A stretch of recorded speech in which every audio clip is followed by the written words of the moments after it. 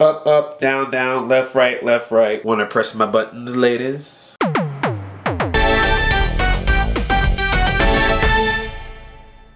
Hi, I'm Andre, and I'm a black nerd. Today's video is all about animation. It would have been brought to you by Cartoon Network, but then that would mean halfway through the video, I would have to stop it, and then I would have to bring you the rest of the video in January. Actually, this video was by the new YouTube channel, Animeme, or Animeme, or Animeme. You know all those memes out there, like Forever Alone, or Why You Know, or Courage Wolf? Animeme takes those memes and actually makes cartoons out of them. Nicolas Cage, why you no make good movies? I've watched almost every episode of Animeme. Some of my friends are working on it. I'm overly attached to it.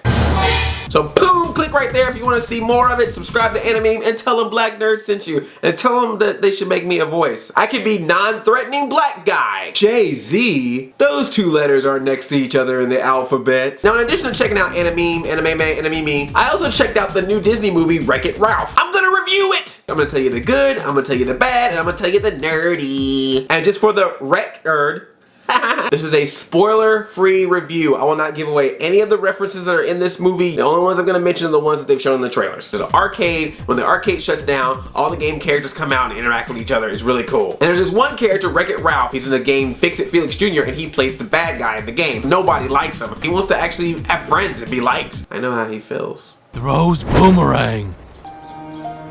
Does it come back?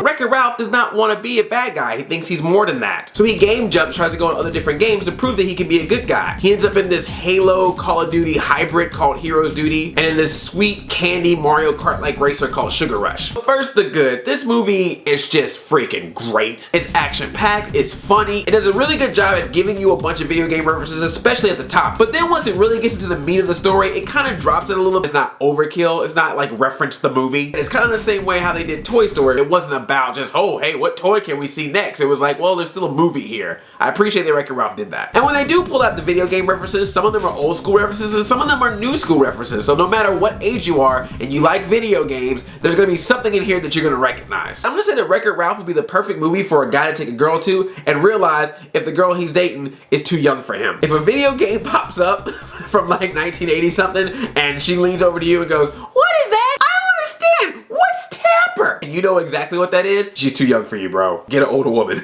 The animation is really good. I saw it in 3D on this gigantic screen with the ETX sound all over the place. So I was just like, oh my gosh, I feel like I'm in the game right now. I want to like start jumping and breaking things. I'm gonna wreck it. Even when it's doing bad animation, such as video game 8-bit style of animation, it's done well. So you gotta appreciate that. The cast does a really good job at all the voices, even though they have some recognizable voices like John C. Reilly and Jack McBrayer and Jane Lynch. They all did a good job as their characters. But I have to give very special props to Sarah Silverman. I thought she did a wonderful job playing Vanellope, who's like this glitch character from the Sugar Rush game. Especially because it's a character that could have been annoying. When I saw her in the trailers, I was like, oh, I don't know about this. Is this gonna be good? But when I watched it, I'm like, oh, I actually love this character. It's that right blend of sugar and spice that just works. And it's interesting to see Sarah Silverman do that since we mostly know her from her comedy, which is a completely adult, different audience than what you're probably expecting from Wreck-It Ralph. And you're gonna feel for that character because some bad stuff happens to her. You think Ralph's life is bad.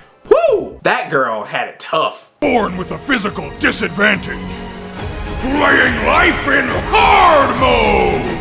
Now for the bad. When they get to the Sugar Rush portion of the movie, they're there a very long time. A lot of the movie is set in the Sugar Rush stage. And as I started watching it more and more and seeing how long we were spending there and how they were going into detail of how the cars are made, it occurred to me, I think Disney is making a Sugar Rush game. Just watch it. Like every character in Sugar Rush has a name. Like a thought out name and look and avatar and car. They are making a Sugar Rush game. I'm telling you. Mark my words, a Sugar Rush video game will be made by Disney Interactive for you to play. I'm gonna call it! Now for the nerdy. Seriously, they go insane with the video game references in this movie. Even in the fake games like Heroes Duty and Sugar Rush, you see elements in those games that you see in games you actually know. And it's not even so much like they're right in your face. A lot of it actually happens in the background. You just gotta keep your eyes open for just everything that pops up. There's a whole sequence right at the beginning where you kind of get the time lapse of the arcade, and there's just so many games that show up in that time lapse. There's no way you're gonna see them the first time. You will more than likely have to see this movie multiple times, or when it comes out on Blu-ray and DVD, like starts doing the pause button